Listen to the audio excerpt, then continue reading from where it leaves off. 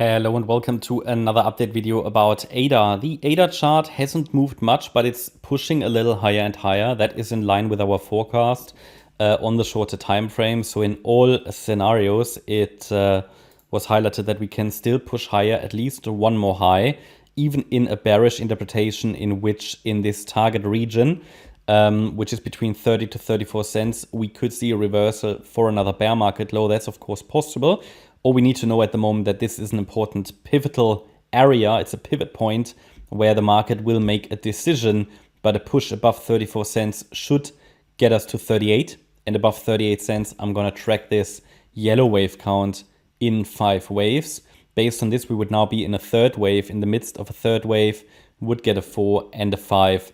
There are other ways of looking at this, also involving a so-called truncation. But these are extremely unreliable, and also it doesn't really, well, it does apply. You can always count something as truncation. Then I would have to assume that the overall low was actually in place here on the 12th of September, 11th of September with this swing low. But is that reliable? The problem is this downside structure looks incomplete. So to really highlight that we are back in a bull run, I mean, I would have to assume that we have made a truncation, just not reliable. It just requires extended proof, okay? So for now, however, the market is pushing higher. It's joining the uptrend or the ADA price is pushing higher. It's joining the uptrend overall in the crypto market, which is good to see. We've been watching this area closely between 30 to 34 cents for months, actually.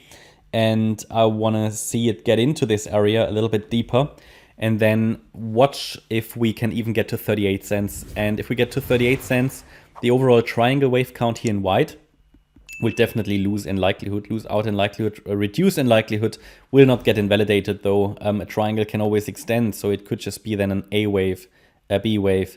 The C wave would then be quite complex in A, B, C, and the C wave is here. Then we get a D and an E, and it could take us sideways for much longer. You just need to be aware of that possibility. So the 38 cent break, it doesn't mean, all right, we go all in with I don't know how much leverage and we go to the moon. Absolutely not. There are still enough possibilities for the price to top. Okay, so it's important not to get a bit, not to get too excited here, not to fall out of there, out of your chairs basically yet. Okay. Now, of course, the trend is up, okay? So I mentioned it in many other videos and also in the last ADA videos, the trend is up. We can always follow the trend. I would actually do that. We know when the trend is changing in crypto and the trend is going from a downtrend, even on the hourly charts, into an uptrend, then this can mean massive extensions.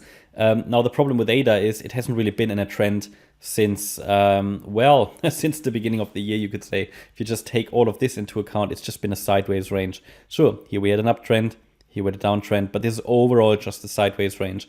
So this is a possibility for really a massive uptrend to start.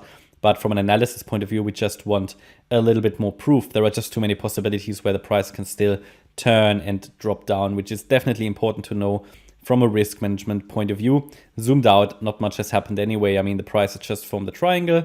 We now have all the triangle waves in place, actually, for the price to make another bear market low. Now, that's not clear. That's not a given, okay?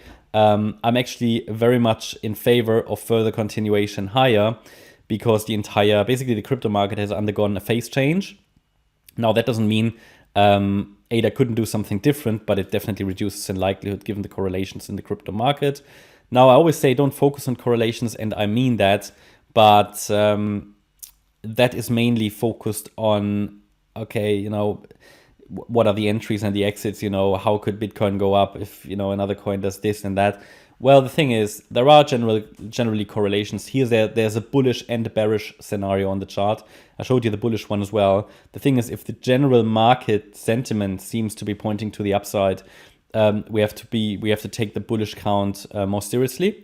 So at the moment, nothing surprising really happened. I mean, it's just following both counts at the moment, yellow and white. But I think it is this area now, all the way up to 38 cents, where we will see a decision if the bulls leave the bearish wave count behind, okay? Now, looking at the very short term, let me go to the 1 hour chart. We highlighted here still that this 27 cent level is a key area. So as long as we stay above that level, upside pressure remains fairly high. Now let's zoom in. I think I might make a small change here to the to the wave count were actually not needed. Let me just see. We had this wave 4. So we did say that more or less substantial low was made on the 19th of October. We had this wave 1 that stays where it is. Wave 2, wave 3 in 5 waves, yes. But then the wave 5 now would get a bit long. So let me just make a change here. Even though we did say it should push higher, yes, but it gets very, very messy and I don't like the look of it. I mean, it could be that it's just formed possibly a wave 4 triangle, isn't it? So let's just double check that. That would make it a bit clearer. Triangle is an ABCDE structure. So this could have been the A wave, okay? The B wave would have to be high, basically an overshooting B wave, basically in a running triangle. Then this could have been the C wave low, the low of the 27th of October, 28 cents. Yeah, and then obviously we would need to pay attention here to this, wave D. And then this could have been the E wave. So that's sort of how I would see it. And actually it didn't, yeah, that works quite well actually. So the idea, let me just, let's do that. So it kind of morphed. One second. So it kind of morphed here from this ascending wedge pattern potentially into some kind of a triangle, and it might be breaking out right now. So like an ascending triangle more or less, or maybe, yeah, possibly. Now the question is, what is this? So this then looks like a 1-2 setup in the 5th wave, right? Now again, as I said, you know, these micro counts, they don't treat them as too predictive, but so far, you know, we told, you know, it told us basically that we can watch for higher. This might now be a 3rd, then a 4th, and basically a 5th. Let me change the color. And see, and this now fills in nicely the white wave count, which is actually the bearish one. But we just, you know, I'm not showing you all the micro counts. The thing is, how this is to be understood is we basically, with one more high here, or if we follow this through, we get 5 waves up. So that means that either this sort of overall triangle can be counted as complete, especially within this pivotal area here. So if we see a strong rejection here, it could mean that, yeah, we go to new bear market lows, but it also means that, okay, with 5 waves up, we can track bullish support for a 3-wave pullback. When deep pullback occurs, we can use that as pullback trade setup for a long trade. But we're not there yet. First of all, the trend is still up, and the key level to use for further uptrends, okay, to understand when it gets invalidated, that would be the low of this wave 2.